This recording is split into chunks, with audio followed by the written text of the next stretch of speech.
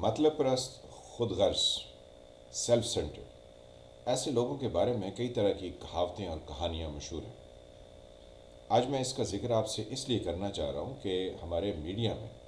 بہت ساری ایسی ویڈیوز گردش کر رہی ہیں جس میں یہ سیلف سینٹرڈ خود غرض لوگ اپنے چھوٹے سے فائدے کے لیے دوسروں کی بہت بڑی قربانیاں ڈیمانڈ کر رہے ہیں اور دوسروں کی بہت بڑی اچیومنٹس کو قربان کرنے کے لیے تیار بیٹھے ہیں۔ اسلام آباد ہائی کورٹ نے آج سے کچھ ایک دو ہفتے قبل چند ایک فیصلے ایسے دیے جو کہ اسٹیبلشمنٹ کے اگینسٹ ہیں۔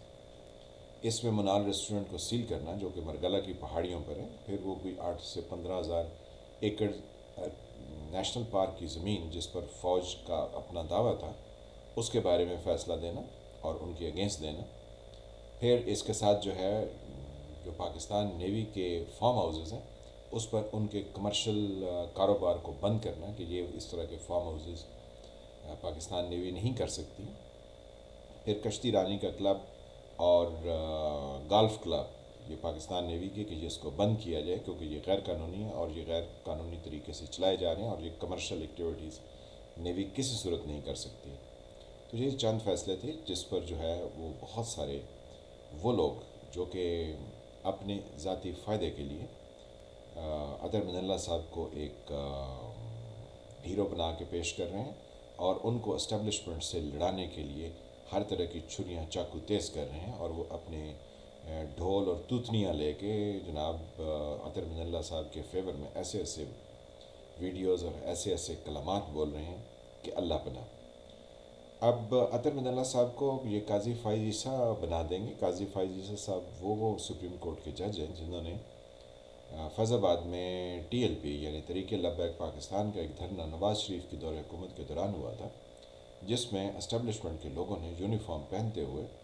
ان میں پیسے بانٹے تھے کہ ہم تو غریب لوگوں کی مدد کر رہے ہیں، یہ گھروں کو واپس چلے جائیں۔ تو بظاہر وہ اعلان کر رہے تھے کہ یہ دھرنا کیسے ہوا، کس نے کرایا۔ جب اس کا کیس قاضی فائز عیسیٰ صاحب کی عدالت میں آیا تو انہوں نے کہا کہ یہ ان لوگوں کے خلاف انکوائری کی جائے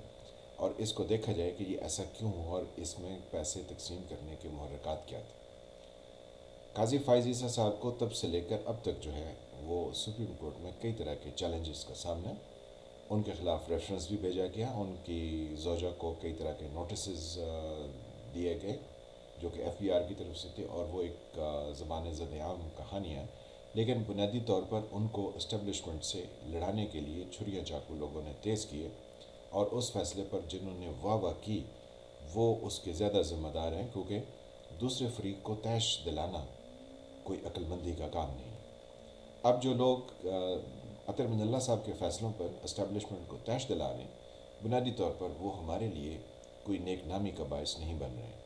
یہ وہ لوگ ہیں جو کہ ہمارے 3 بار منتخب وزیر اعظم نواز شریف صاحب کے حمایتی ہیں یا ان کے پے رول پر ہیں یا پہلے ان سے وہ بینیفٹ لیتے رہے اور آئندہ کی بھی امید لگائے بیٹھے۔ یہ جناب آگے کئی طرح کی ہمیں کہانیاں سناتے ہیں، کہتے ہیں عمران خان کا بنی گالا دوبارہ سے جو ہے وہ اس ہائی کورٹ میں یعنی ثاقب نثار صاحب سپریم کورٹ میں اس کا فیصلہ کر کے گئے، تو اگر وہ ہاں چیلنج ہوگا تو سپریم کورٹ میں ہوگا، ہائی کورٹ میں تو ہو نہیں سکتا۔ لیکن یہ جناب دور کی کوڑی لے کر آتے ہیں کہ اطہر من اللہ صاحب کی عدالت میں جناب عمران خان کا بنی گالا بھی ڈسکس ہوگا اور وہ الحیات ٹاور جو کہ سیوک سینٹر یا کنونشن سینٹر کے ساتھ کر کے ایک کثیر المنزلہ ٹاور ہے وہ بھی ڈسکس ہوگا اور وہاں پر باقاعدہ کہتے ہیں عمران خان جیسے بااثر لوگ جو ہیں وہاں ان کے اپارٹمنٹس۔ اب نواز شریف اور مسلم لیگ نواز کی دشمنی عمران خان سے، لیکن یہ اپنی بندوق جو ہے وہ ہائی کورٹ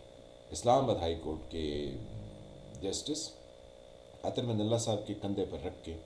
روز صبح و شام چلائے جا رہے ہیں۔ تو ہم کہنا صرف یہ چاہتے ہیں کہ یہ اخلاق سے گری ہوئی حرکت ہے کہ آپ لوگوں کو تحش دلائیں